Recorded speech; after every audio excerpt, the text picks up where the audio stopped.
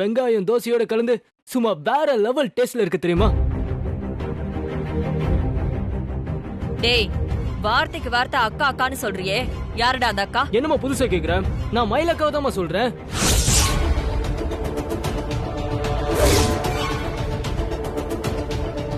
உனக்கு கொஞ்சமாச்சும் மான ரோஷமே இல்லையா? இவ உன்னை அரெஸ்ட் பண்ணி ஜெயில போட்டவடா. இவ சுட்டு கொடுத்த தோசையை சாப்பிட்டுட்டு இருக்க, அசிங்கமா இல்லையாடா உனக்கு? சும்மா சும்மா நீ அதையே சொல்லிட்டு இருக்காதம்மா. அந்த விஷயத்த நான் எப்பவோ மறந்துட்டேன், நீயும் மறந்துரு. அக்கா கையால நீயும் ஒரு தோசையை சாப்பிட்டு பாரு, காலத்துக்கும் நீ அக்கா கிட்ட அடிமையாயிடுவ. வாய மூடு. நான் தான் 1/2 மணி நேரம் காத்துட்டு சொன்னேன்ல, அதுக்குள்ள உனக்கு என்னடா அவசரம்? உன் அம்மா செத்து போயிட்டாளா? இல்ல 1/2 மணி நேரம் சாப்பிடாம இருந்தா நீ செத்து போயிடுவியா? கொஞ்சம் கூட பசி தாங்காம வெக்கம் கெட்டு போய் கொண்டவ கையால வாங்கி சாப்பிட்டுட்டு இருக்க. இது இல்ல பாக்குறப்ப என் உடம்பெல்லாம் எரியுது.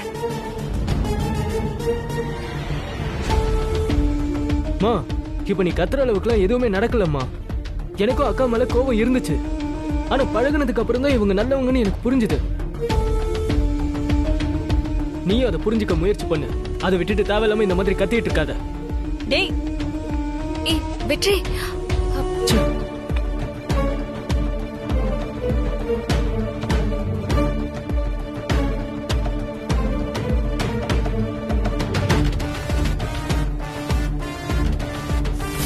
ஏய் நில்லுடி. என்னடி நினைச்சிட்டு இருக்க உன் மனசுல? என்ன நோக்கத்தோட இந்த வீட்டுக்குள்ள வந்திருக்க? எனக்கு எந்த நோக்கமும் இல்லம்மா. என் பாதுகாப்புக்காக சார் தான் இங்க கூட்டிட்டு வந்திருக்காரு. பாதுகாப்புக்காக வந்திருந்தீன்னா ரூமோட இருந்திருக்கணும். உன்னை யாரு சமையல் கட்டுக்குள்ள வர சொன்னா?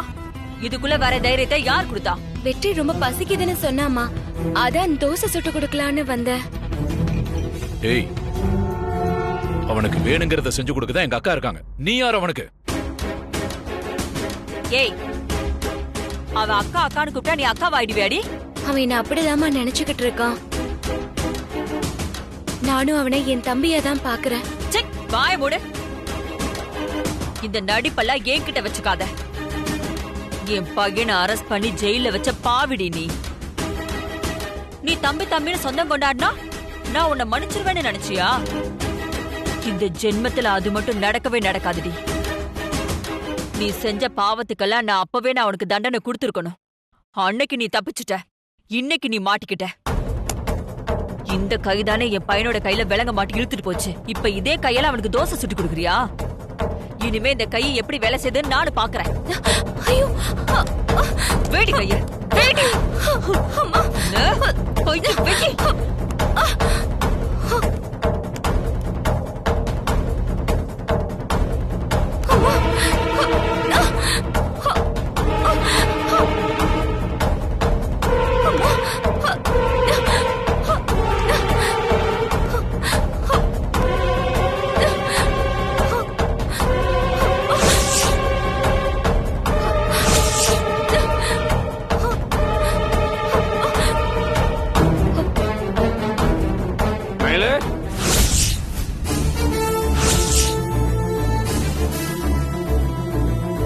மயிலு,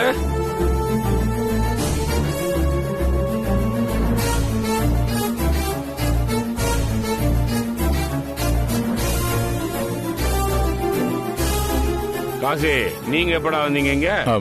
இப்பதான் மாமா. அப்படியா? ஏதோ சத்தம் கேட்டது, என்ன பிரச்சனை?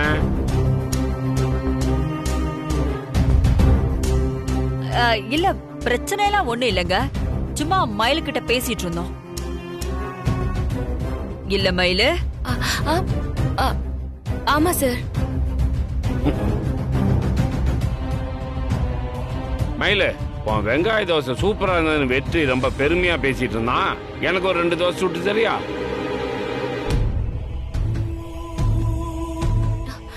சரிங்க சார்.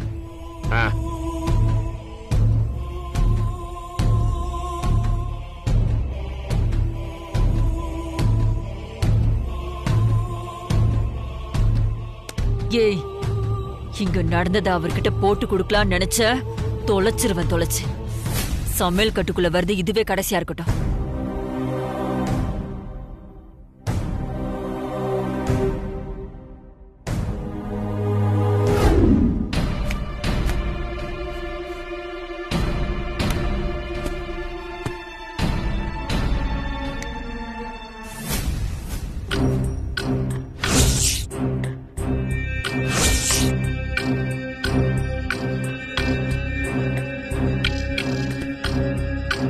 உள்ள வாங்கம்மா.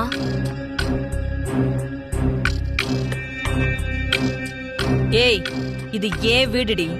நான் எங்க வேணாலும் வருவேன் போவேண்டி. நீ என்ன வாங்கன்னு என்ன கூப்பிடுறது? இடத்த கொடுத்தா மடத்தை வாங்கினாலா ஒருத்தி. போனா போகுதுன்னு இங்க தங்க வச்சா சமையல் கட்டை பிடிக்கிற அளவுக்கு உனக்கு துணிச்சல் வந்துருச்சுல. சமையல் கட்டை முதல்ல பிடிச்சிட்டு அப்படியே கொஞ்சம் கொஞ்சமா இந்த வீட்டையே உன் கையில கொண்டு வந்தலான்னு திட்டம் போட்டிருக்கல. நான் இருக்கிற வரைக்கும் அது மட்டும் நடக்காதுடி. எனக்கு அந்த மாதிரி எல்லாம் எந்த நோக்கமும் இல்லம்மா. வெற்றிதாமா பசிக்குது. ஏய், திரும்ப திரும்ப அதே கதையை சொல்லாத.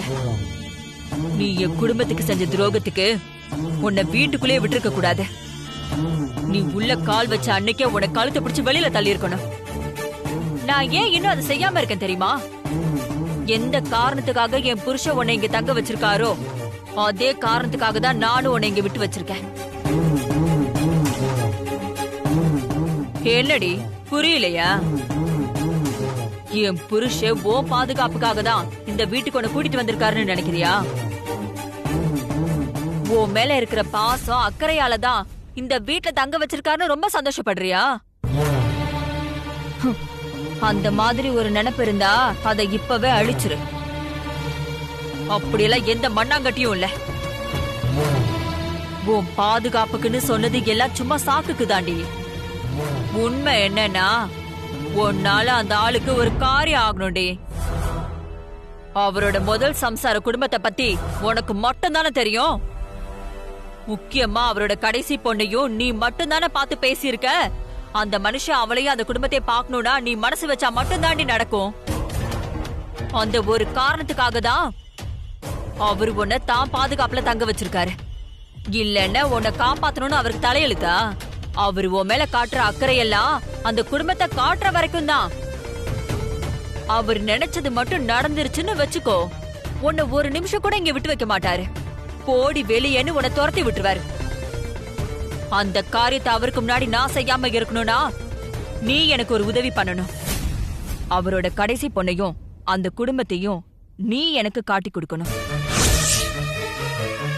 உன்னை ஒரு பாம்பு கொத்த வந்துச்சுன்னா நீ என்ன பண்ணுவ? காப்பாத்திக்க அதை அடிச்சு கொல்லுவல்ல. அதை தாண்டி நானும் செய்ய போறேன்.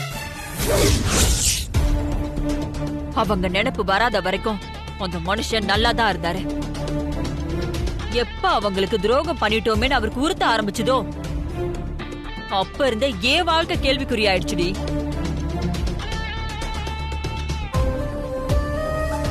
என் புருஷ உருவமா தான் இங்க இருக்காரு. ஆனா அவரோட மனசு அந்த குடும்பத்தை பத்தியதான் நினைச்சு சுத்திக்கிட்டு வந்துட்டு இருக்க. அந்த நினைப்பாலையும் என்னையும் என் பையனையும் சுத்தமா கண்டுக்கிறதே இல்ல. எங்க கூட உட்கார்ந்து ஆசையா பேசுறது இல்ல.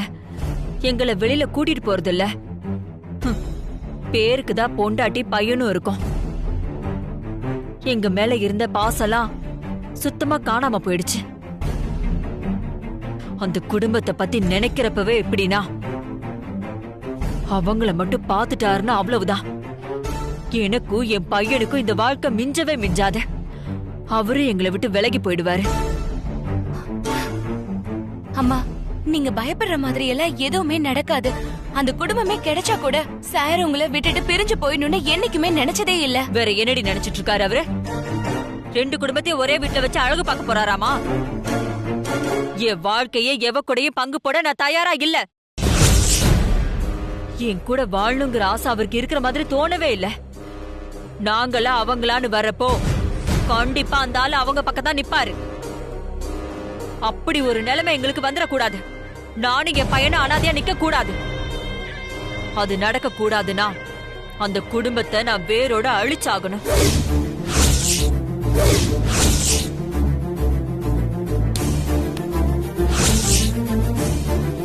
அவரோட கடைசி பொண்ணு எங்க இருக்கான்னு சொல்லு. அந்த குடும்பம் எங்க இருக்குன்னு சொல்லு. சொல்லுடி. இப்பவே போய் அவங்க எல்லாரையும் வீட்டோட கொளுத்திட்டு வந்துடுறேன். அவங்க இப்ப இந்த ஊர்ல இல்லம்மா. சார் தேடுறாங்கன்னு தெரிஞ்சதுமே அவங்க ஊரை விட்டே போயிட்டாங்க. எங்க போனாங்கன்னு எனக்கு தெரியாது. ஏய், என்னடி அவங்கள காப்பாத்துறதுக்காக என்கிட்ட போய் சொல்லிட்டு இருக்கியா? இல்லம்மா, அவங்க வீடு இன்னும் பூட்டி தான் கிடக்கு. அக்கம் பக்கத்துல இருக்கிறவங்களுக்கும் அவங்க எங்க போனாங்கன்னு தெரியல. ஆனாலும் உன் சாருக்காக அந்த குடும்பத்தை இன்னும் தேடிட்டு தானே இருக்க. அவங்கள பத்தி ஏதாவது தகவல் கிடைச்சதுன்னா முதல்ல என்கிட்ட தான் சொல்லணும். புரிஞ்சுதா?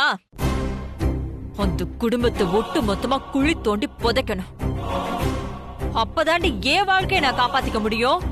உங்க கோவம் எல்லாம் சரிதாம்மா. ஆனா உங்க வாழ்க்கைக்கு குறுக்க வரணும்னு அவங்களுக்கு எந்த எண்ணமும் இல்ல. சார விட்டு விலகி இருக்கணும்ன்ற முடிவோட தான் அவங்க ஊரை விட்டே போயிட்டாங்க. இந்த விஷயத்துல அவங்க மேல எந்த தப்புமே இல்லங்கிற போது அவங்கள அழிக்கணும்னு நீங்க நினைக்கிறதெல்லாம் நியாயமே இல்லம்மா.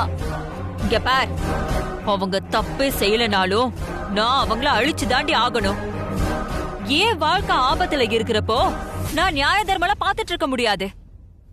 எரியறத புடுங்கிட்டா கொதிக்கிறது தானா அடங்கிடுன்னு சொல்லுவாங்க. அவங்க இருக்கிறதுனால தானே அந்த மனுஷன் பார்க்கணும் சேரணும்னு துடிச்சிட்டு இருக்காரு. அந்த குடும்பத்தை இல்லாம பண்ணிட்டா தானா அந்த மனுஷன் அடங்கிடுவாருல்ல.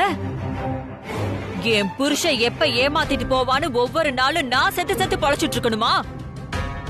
நான் நிம்மதியா வாழணும்னா அந்த குடும்பம் இருக்க கூடாது. அவங்க ஊரை விட்டு போறதுனால எதுவும் மாற போறது இல்ல. அவங்களை இந்த உலகத்தை விட்டே அனுப்புறதுதான் என் பிரச்சனைக்கு ஒரே தீர்வு.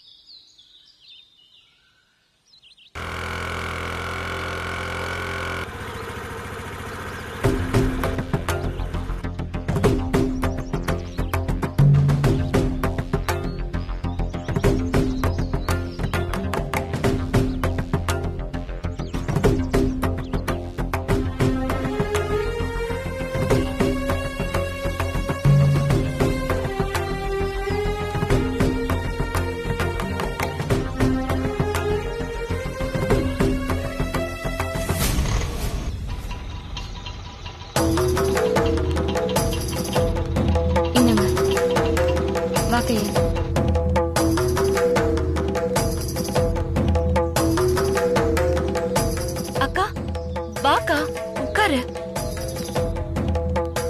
வணக்கம் மேடம், என்ன வேணும் சொல்லுங்க. எனக்கா சாப்பிடலாம்? நீக்கா? வேண்டாம், இப்ப எதுவும் வேணாம், கொஞ்ச நேரம் கழிச்சு சொல்றோம். Okay madam. வந்து ரொம்ப நேரம் ஆச்சா மயிலு? இல்லக்கா, இப்பதான் வந்த. எனக்கு என்ன சொல்றதுனே தெரியலக்கா. நான் தான் அம்மாவை காயப்படுத்துற மாதிரி ஆயிடுச்சு. நீ திரும்பி வந்ததுனால அம்மாவுக்கு கொஞ்சம் ஆறுதலா இருக்கும்னு நினைச்சேன். ஆனா நீயும் யாரையும் நம்பி ஏமாந்த அம்மாவை கஷ்டப்படுத்திட்டியேக்கா. நாம ஏற்காடு வீட்ல இருந்தப்ப அடிக்கடி பேசிப்போம். எல்லாரும் நல்ல வாழ்க்கையை தேடிக்கிட்டு அம்மாவை சந்தோஷப்படுத்தணும்னு ஆசைப்பட்டோம். ஆனா எல்லாமே இப்ப தலைகீழ மாறிடுச்சேக்கா. நாம ரெண்டு பேருமே அம்மா நம்ம மேல வச்சிருந்த நம்பிக்கையை காப்பாத்த தவறிட்டோமேக்கா. நாம அம்மாவுக்கு தீராத வேதனைய கொடுக்கற நிலைமை வரும்னு நான் கனவுல கூட நினைச்சு பாக்கலக்கா. நாமன்னு நீ ஏன் உன்னையும் சேர்த்துக்கிற? அம்மா என்ன வேணா சொல்லட்டும், நீ ஒன்னும் தப்பு பண்ணல, பண்ணவும் மாட்ட. ஆனா நான் திமிரெடுத்து போய் யாரையும் மதிக்காம வீட்டை விட்டு போனேன். அதுக்குதான் இப்ப அனுபவிக்கிறேன். அழாதக்கா. ரெண்டு பேரும் கொஞ்சம் நிறுத்துறீங்களா?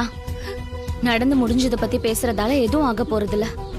உங்களையும் மீறி தப்பு நடந்துருச்சு. அதையே நினைச்சு புலம்புறத விட இதை எப்படி சரி பண்றதுன்னு நாம யோசிக்கணும். நீ வர சொன்னதே அதுக்கு தானே மயிலு. சாரிக்கா, அக்காவை பார்த்ததும் நான் கொஞ்சம் டிஸ்டர்ப் ஆயிட்டேன். அக்கா, ஆரம்பத்துல இருந்து என்ன நடந்துச்சுன்னு ஒண்ணு விடாம சொல்லுக்கா. அத வச்சுதான் நம்ம என்ன பண்ணலாங்கிற முடிவுக்கு வர முடியும்.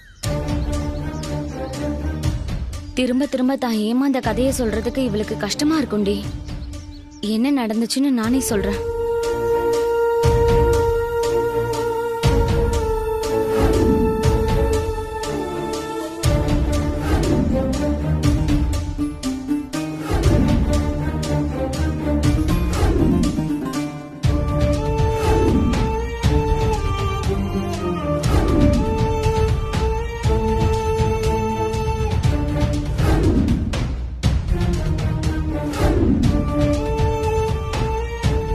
அவனை ரொம்ப நம்பின மயில. அவன் தான் என்னோட உலகம்னு நான் நினைச்சேன். அந்த அளவுக்கு அவன் என் மேல அன்பையும் காதலையும் கொட்டினான். இவ்வளவு அன்பை காட்டுற ஒருத்தனுக்காக குடும்பத்தை உதறினாலும் தப்பில்லைன்னு தோணுச்சு. எதுக்கடி போனை நோண்டிக்கிட்டே இருக்க, இதனாலதான் நீ ஒரு நாள் நாசமா போப்பாருன்னு சொல்லி அம்மா என்ன திட்டுவாங்க. இந்த போன் மூலமா தான் நான் ஒரு கோடீஸ்வரனை தேடி கண்டுபிடிச்சு கல்யாணம் பண்ணுவேன்னு அம்மா கிட்ட சொல்லுவேன். ஆனா அது எவ்வளவு பெரிய பைத்திய கருத்தானோன்னு நான் ஏமாந்து நிக்கிறப்ப தாண்டி எனக்கு புரியுது மயிலு. ஏதோ பணம் நகையை ஏமாந்துறத கூட திரும்ப சம்பாதிச்சுக்கலாம், இல்ல போனா போட்டோன்னு நினைச்சுக்கலாம். ஆனா காதலுங்கிற பேர்ல அவ என் வாழ்க்கைய சீரழிச்சிட்டா மயிலு. அதுதான் என்னால தாங்கிக்கவே முடியல. அழாதக்கா. எனக்கு மட்டும் மனநல சரியில்லாம போகலன்னா நான் வீட்டுக்கு வந்திருக்கவே மாட்டேன். அக்கா, வர்ற வழியிலே எங்கேயாவது ஆத்துல விழுந்து செத்துருப்ப. என்னக்கா பேசுற நீ? ஏமாந்த நீ எதுக்குக்கா வாழ்க்கைய முடிச்சுக்கணும்? உன்னை ஏமாத்துன அவனுக்கு தாங்க தண்டனை கிடைக்கணும். ஆமா மயிலு, இவளை நம்ப வச்சு ஏமாத்தினவன நாம கண்டுபிடிக்கணும்டி. அவன் கிடைச்சிட்டா அவனுக்கும் கையலுக்கும் கல்யாணம் பண்ணி வச்சிடலான்னு அம்மா நினைக்கிறாங்க. கையலும் நம்ம குடும்பமும் அசிங்கப்படக்கூடாதுன்னா அதான் ஒரே வழின்னு அம்மா சொல்றாங்க. அவனுக்கு நாம தண்டனை வாங்கி கொடுக்கறோமோ இல்ல இவளுக்கு கட்டி வைக்கிறோமோங்கறத அப்புறம் பாத்துக்கலாம்.